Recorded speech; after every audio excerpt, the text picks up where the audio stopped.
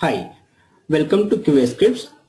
In this session, we will learn very important concept called polymorphism. What is polymorphism? Let me take one general example first. Here is a snap. In this snap, I have an actor acted in different roles. One as praised, one as guitarist, another as a fighter, another as a president of a great nation, another as old lady. If you closely observe, the actor is same. That is Kamal Hassan, who is from Tamil industry, India. One person has acted in different roles based upon the context. How it is related to polymorphism? Let me describe what is poly and what is morphism. In Greek, poly means many, morphism means forms. Polymorphism is nothing but many forms, that is, ability to exist in different forms is called polymorphism. In Java, one variable or method or operator can perform different tasks in different context. Let me take one simple example. Here I have defined two int variables, that is a equals to 30, b equals to 40. Of course, I have not used data type here since it's a general example. There are other sets of variables, that is str first name, where I have assigned value as QA in double quote. Another variable is str last name and I have assigned value as scripts. These two are string variable. As well as I said, I have not used data type again for these two as well. When I use plus symbol in between A and B, this will add 30 plus 40 and result would be 70. If I use same plus symbol in between str first name and str last name, this will not add QA and script, but it will concat like QA script. So plus mark is one symbol, but it will act differently in the different situation. First it is acting as a addition, second here it is adding as concat. This is what we are going to call as a symbol is going to act differently in different situation as polymorphism. It is nothing but ability to exist in different forms. In polymorphism, we have two sub-concepts. One is overloading, another one is overriding. Let us start with overloading. Here I am taking one more general example. I had two friends when I was studying BE. Their name is Ramesh and Mahesh. They were twins.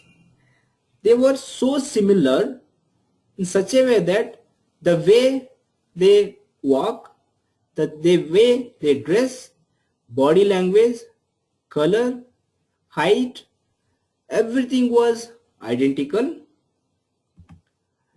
Most of the time they used to shuffle the classes even though both of them were studying in different branches of engineering. Mahesh was studying in electronics branch and Ramesh was studying in mechanical branch.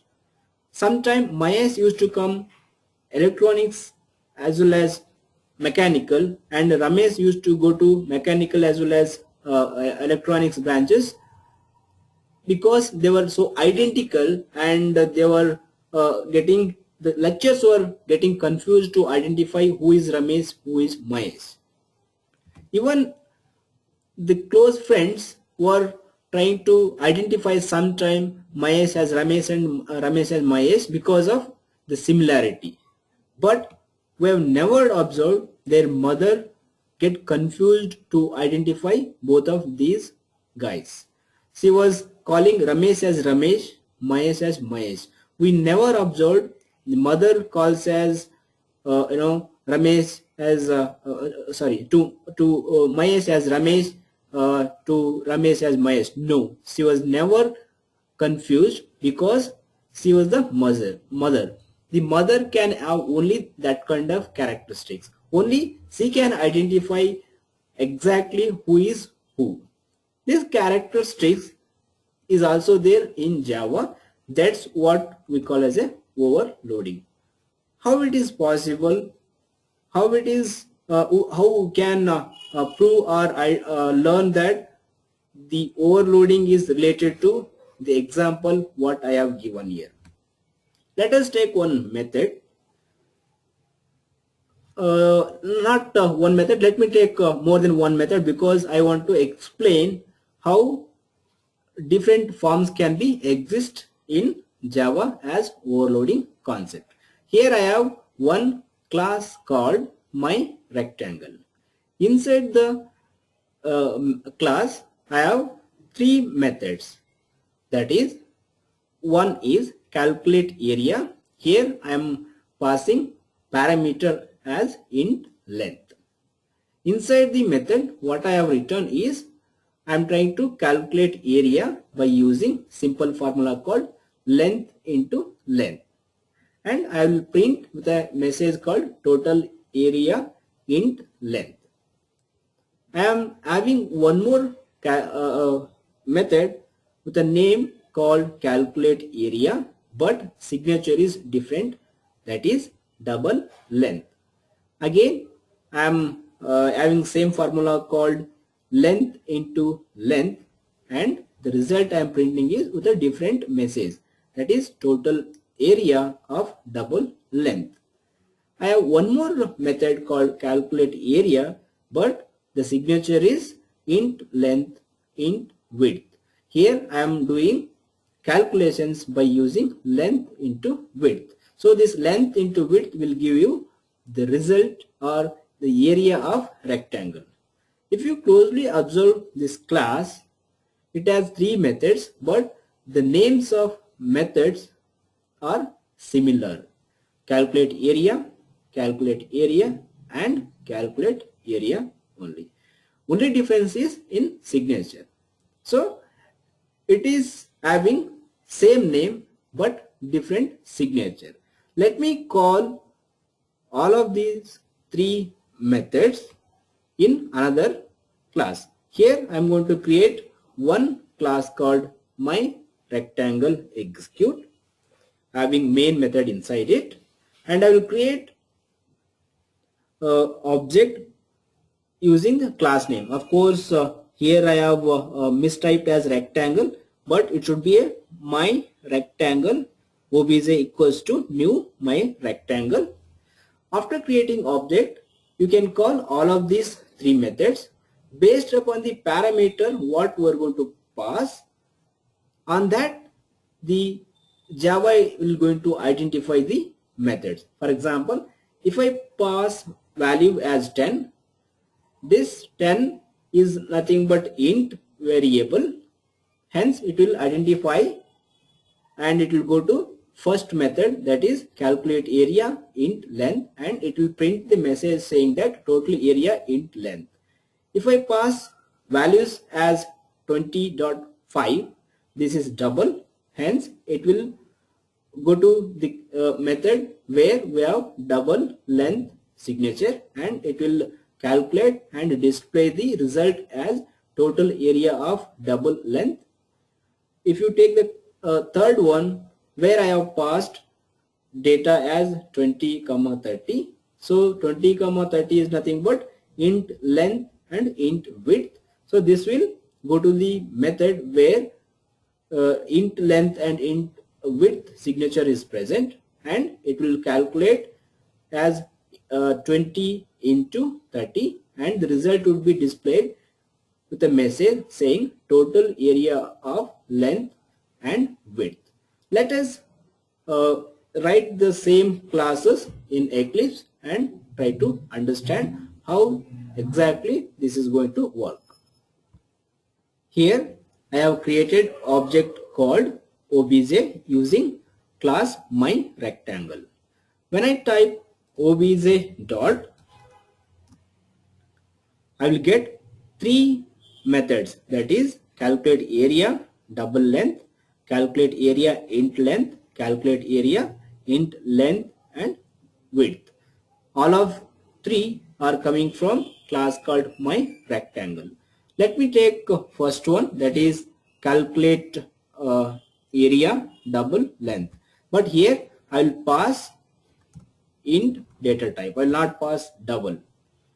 Next I will type obj dot.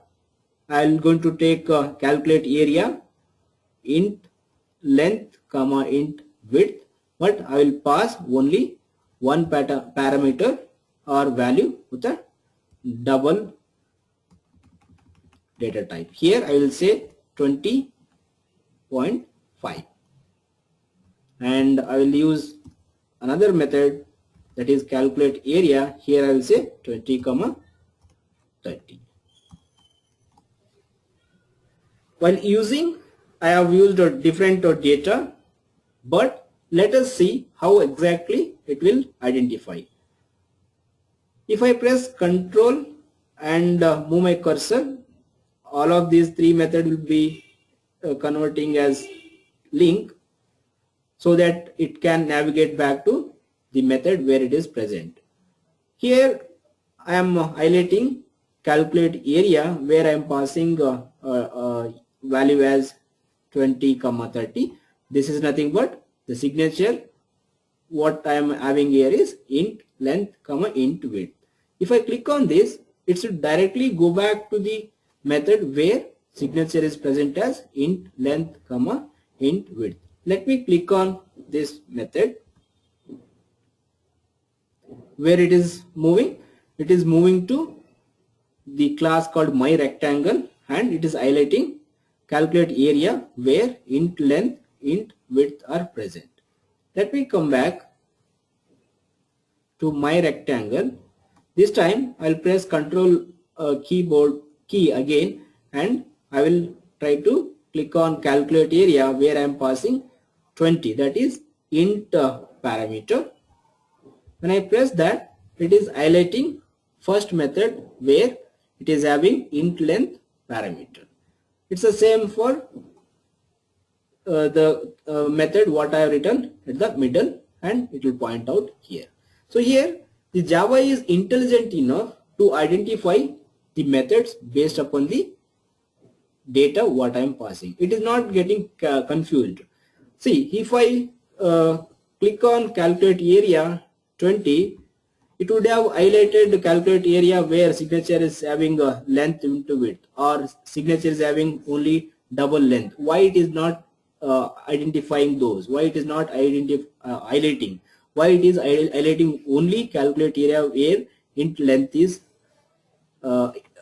present? Because the data type here I am passing is int, that is going to identify. So this characteristic is nothing but overloading.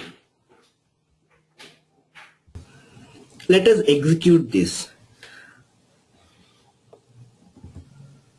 So here I am getting result as total area int length. This message is coming from the method called calculate area, where I am passing value as 20. So 20 into 20, it would be 400. Another message I am getting as total area of double length. Here it is displaying 420.25. This message is coming out by using calculate area method, because I am passing 20.5. So 20.5 into 20.5, it would be 420.25. At the same time, I'm getting another message called total area of length and width, that is 600, because 20 into 30 is nothing but 600. Let me change the order here. This time I will place calculate area where I'm passing value as 20 comma 30, and I'm placing at the middle. Here calculate area with the signature length into width is at the middle, and calculate area int length is at the top. Let me change this to bottom in my execution script. So even though the sequence is different when you compare to the sequence what I have in my rectangle class, still the calculate area 20 comma 30 will going to point out the calculate area where it has int length comma int width. At the same time, if I press Control keyboard and move my cursor on method and click on, it will directly identify calculate area having int length because I am passing the value as 20. And let me execute. Here I am getting messages as total area of length into width, that is 600, the result of first method. Then total area of double length, that is 2420.25, that is coming from the calculate area method. And the last one, total area int length, this message is coming out from the calculate area which is getting passed int data. So this shows that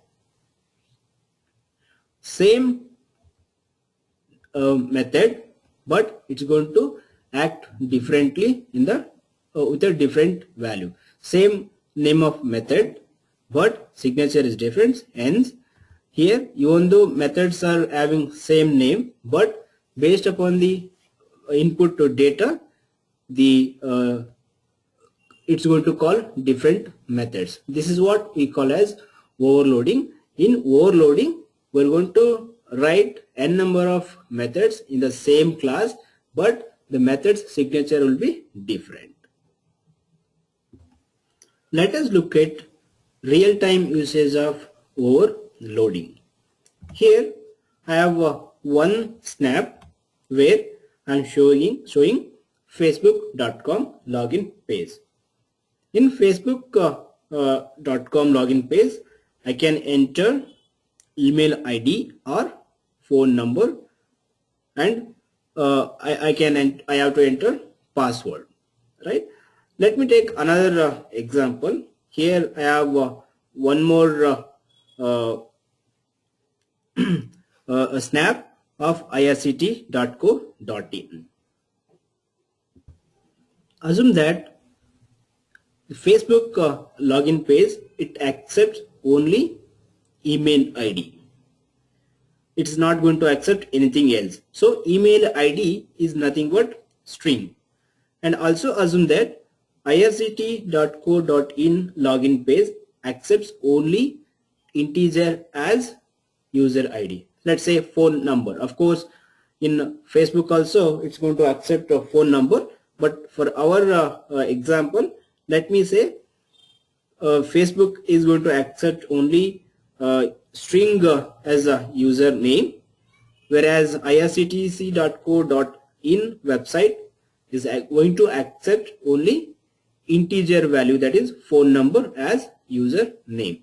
So here I want to automate these two functionality. Now what I'll do, I'll start creating on base test, that is the methods which are going to highly reusable. What are the methods we are going to reusable while automating is launching browser and invoking the URL. These two methods I have written. Of course, I have not placed any statements because the statements what I need to place into here are related to WebDriver. I will explain the statements once I start explaining about WebDriver classes. For the time being, assume that launch browser is a method. This will have statements to launch the browser. It may be IE or it may be Firefox or Chrome. And I have another method called invoke URL. Just assume that I will going to have one or two statements to place the URL in the address bar of browser. And another method what I have here is close browser. As name suggests, this will close the browser. Now, since I am automating login functionality of two different applications, I have written one method as login, where I am going to pass the parameter as string username and string password. Inside that, I am trying to have two statements. One is find elements, that is driver.find elements. Of course, there is a small mistake here. Instead of find elements, it should be find element. Find element by.id.send keys username. At the same time, driver.find element by.id.send keys password. So assume that these are the two statements. They are going to place username and password in the related fields on application. The both statements are from WebDriver. For more information, I will explain in detail once we start WebDriver classes. As of now, just understand these are the two statements.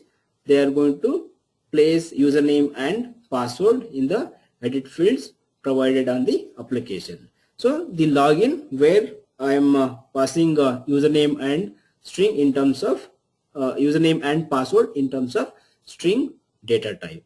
I have also written login method, where I am passing username with a data type int, that is int username, and password as usual with a string data type, that is string password. Here at the right hand side, I have created script 1, and the class name is Facebook. I want to automate the login functionality of Facebook. Here I have used @test, that is testng annotations. I will explain in detail about testng annotations once we start WebDriver as well as annotation testng classes. As of now, let us use @test, and I have one method created here is public void main test. Inside the public void main test, I am going to launch browser method. Here I am going to publish it because Facebook class has got extended to base test. Since the inheritance concept, I can use all the methods present in the base test. So here I am using launch browser, invoke browser, and login methods. Here I am passing test@test.com, that is email ID in double quote, because I have to use mail ID as a username for Facebook.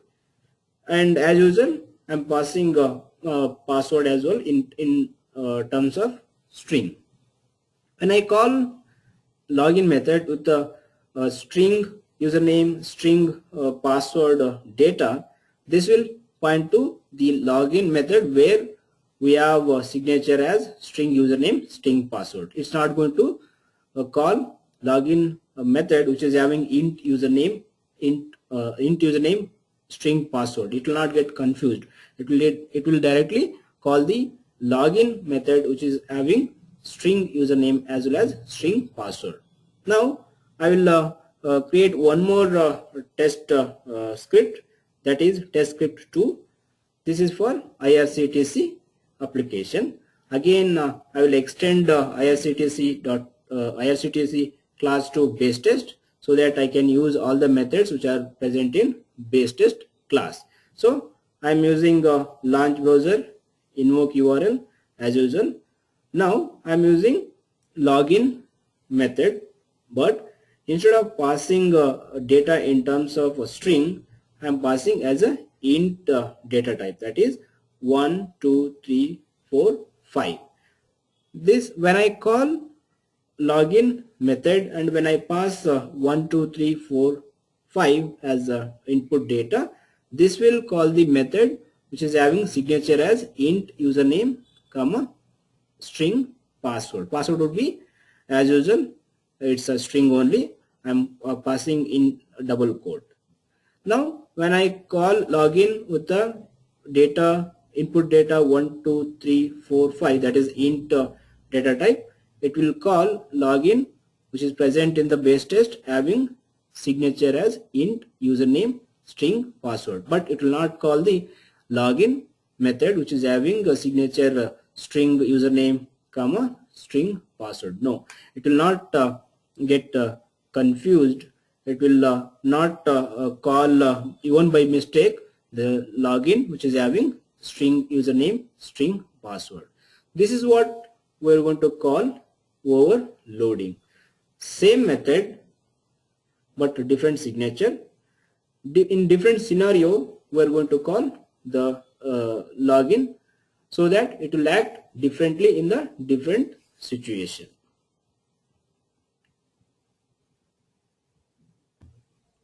Now it's a time to look at another sub-concept called overriding. Let me take a general example. We have a daily newspaper, that is the Times of India.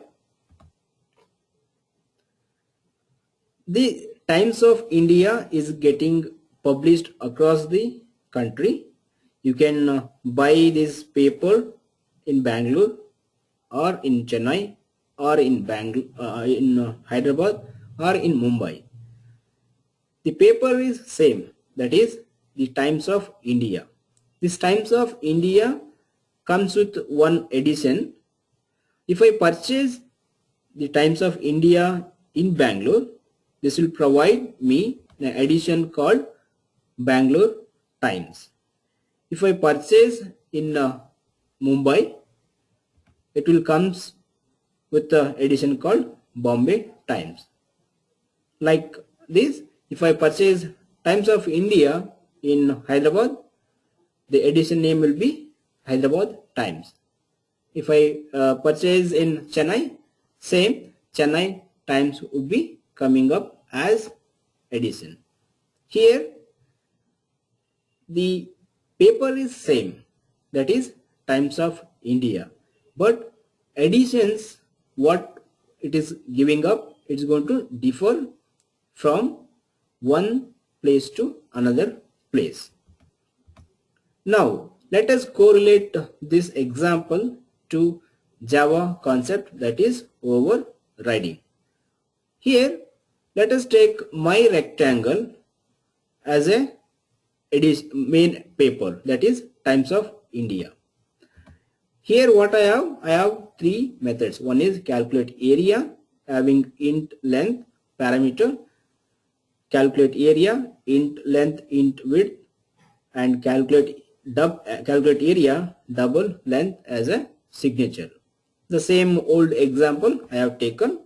Think that this is a one paper, and what I'll do, I'll purchase from one place, let us say Bangalore. In this case, let me think that I'm going to use it from the example what I have given here, directly my rectangle. When I use my rectangle, when I create object using my rectangle, I will be able to see calculate area, int length, calculate area, length into width, calculate area, double length, and I will get the result out. So think that this is a place where I am purchasing, say Bangalore. Now I will create one more class. Let us think that is a Mumbai. When I use the same calculate area method there, the addition it was different, right? When I was explaining about Times of India, addition was different. Like that, the methods what I'm going to see over there is different, because the same set of methods I will create in that particular class as well. Let us see how exactly we're going to do it in a programmatical way. So here is my program called my rectangle and all the methods. Now I will create one more class called my rectangle 2, and same methods I am going to publish here also, that is calculate area int length, calculate area double length, calculate area int length into width. There are no difference at all. So think that my rectangle is Bangalore and my rectangle 2 is Mumbai. Now I will create one more class called my rectangle execute. What I'll do, I'll create object of my rectangle 2. Before that, I will establish a relation between my rectangle 2 to my rectangle by using extends. So I'm extending my rectangle 2 class to my rectangle. So as per inheritance concept, as soon as I extend from one class to another class, the first class becomes father or parent class, the second class becomes child class. Here my rectangle 2 is a child class, my rectangle is the super class or parent class. As per inheritance concept, all the methods which are available in the parent class should be available in child class 2. In the sense, for example, here is a int calculate area int length. This method should also available here also. If you try to execute any program, the same calculate area must be present here. If you write one more method as calculate value, the same method should be available in my rectangle 2 class as well. Okay, now we're going to create one more class called my rectangle execute. Here let us create an object using my rectangle 2 class. So when I use that object, let me say obj equals to new obj. When I use obj dot, as usual I am getting calculate area, calculate area, calculate area int length into width. But if you closely observe the class where it is coming from, it is coming from my rectangle 2. Even though my rectangle 2 class is extended to my rectangle, where we have the same methods called rectangle calculate area and calculate area. Let me create one more method saying public void calculate value. Let's say this time calculate value method. When I save this calculate value where I have created in base class or super class, and here I don't have a same method.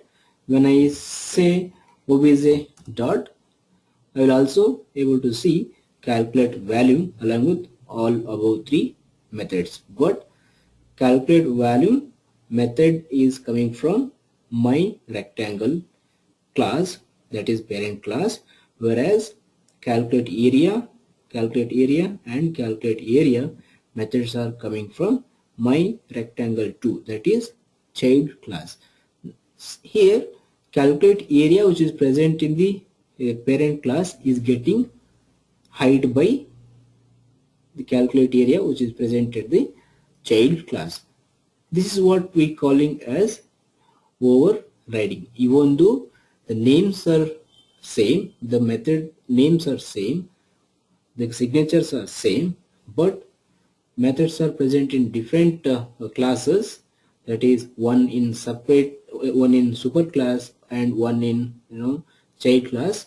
When I call child class methods by using child class object, I will get only child class uh, same methods. For example, here calculate area is present in both of these classes, hence only one method which is coming from immediate child is getting appeared here, not the methods which are present in the superclass. This is what we call as a overriding. Whereas in overloading, we were writing same name methods with a different signature, but in same class, that is my rectangle. But in case of overriding, we are going to write same name methods along with the same signature, but in two different uh, classes. One is in superclass, one is in child class. But when we create object of child class and when we try to call, we're going to see only the calculate area methods which are present in uh, uh, child class. Of course, there is another method what I have written is calculate volume, but the same calculate volume is not present in child class. Hence, this is coming from parent class. Only similar methods with the similar signatures are coming from child class. Remaining methods are coming from parent class because the same method is not present in the child class. Whatever similarity is there, that similarity is going to come across from child class. This is what we call as overriding. Let me call all of them and pass the data. Again, based upon the data type, the methods are going to call.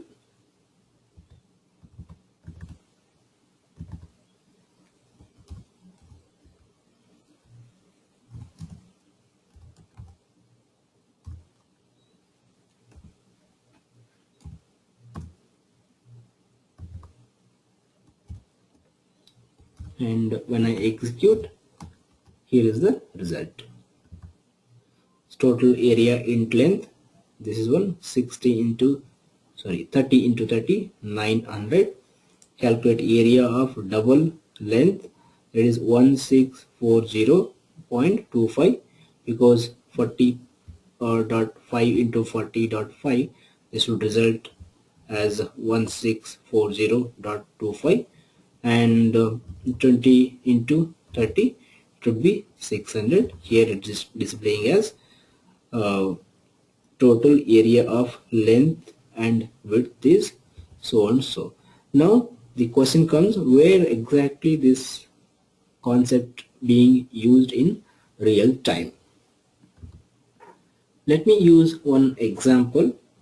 Here I am going to use a login method of Facebook, right? So to log in into Facebook, what I need, user name in terms of mail ID as well as password. So this is a one scenario to log in into Facebook. Let me take another scenario.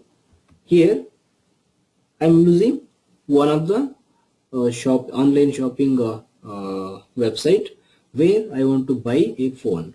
To buy a phone, what I have to do, I have to click on buy now or quick buy.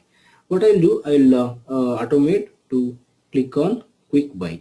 As soon as we click on buy, we will get one more page as shown at the right side here.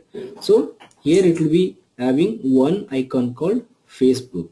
If I click on Facebook, this is the page I will get it. So this page is also login page of Facebook, but it's not similar as the login page of what I have showed at the first image. So to log in Facebook at the first scenario, I have to place URL. Immediately I will get the login page where I have to place username and password. That's enough. But in the second scenario, I have to click on Facebook icon, then I have to enter. So here in the second scenario we have two steps to get this login page of Facebook, but in the first scenario we have only one step, that is placing URL. Immediately we will get that. So if I write a login function or method, but that same function or method is not going to work in two different scenario, as I explained. Say Facebook scenario, that's a one scenario, and online shopping scenario is second scenario. In second scenario we need to perform click on icon, then enter username and password. But in case of Facebook, that is first scenario, we'll not necessary to click on icon, because there is no icon. Directly we can enter the username and password. Now let us come back to the coding part. Okay, before going to coding part, here I wanted to make one more difference. The email or phone number edit field as well as password edit field, it's in sequence, one by one, one above, one below another. But in case of direct Facebook, here we have email ID, beside that we have password. So there is a difference in UI as well. Now what I will do, as usual, I will write one base test. Inside that we will be having launch browser, invoke browser, and close browser. After that, I will write one simple method called login, where I am going to pass string username and string password as parameters. Inside that, I will write driver.findElement by id dot send keys username, driver.findElements dot send keys, and password. Of course, as I said, there is a mistake here. Instead of using find elements, I should use find element. Okay. Now I will start writing application specific script. Script 1. This is related to Facebook. So here what I have done, I have used same name as Facebook, created one method class called public class Facebook, and I have extended to base test so that I can use in launch browser, invoke browser, which are present in the base test.